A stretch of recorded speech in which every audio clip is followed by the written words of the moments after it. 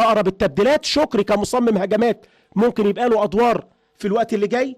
موجود حماده ناصر اللاعب اللي منتقل لهم الموسم اللي احنا فيه، واحمد ياسر كمان واحد من الاوراق الهجوميه ما بيشاركش كتير انما لعيب فعال ويقدر يعمل شغل كويس. ادي عمرو مرعي من بره ال 18. عمرو مرعي خطير خطير، عايز يلعب عرضيه في منتهى الخطوره. جول جول جول، عرضيه ايه بلسم يا ابني، حلوه حلوه حلوه. لا ماكولين، لسه بقول الافارقه حاضرين في التهديف في لقاءات الفريقين. لا ماكولين ما يكدبش خبر ويقول الافارقه ما زالوا بيهدفوا في لقاءات المصري وانبي. الدقيقه 53 المصري على عكس المتوقع ان هو ينزل يهاجم بشراسه، انما انبي رغم ان هو بيروح بهجمات قليله في فترات متباعده انما تشعر فيها بالخطوره. شفنا عبد الناصر محمد مدير الكوره وطارق عبد الله وباقي البدلاء وفرحه الهدف الثالث بعرضيه في منتهى الجمال. عمرو مرعي حللك كل المشاكل الهجوميه اللي كنت بتكلم عليه، وقلت واحد من اللاعبين اللي عندهم القدرات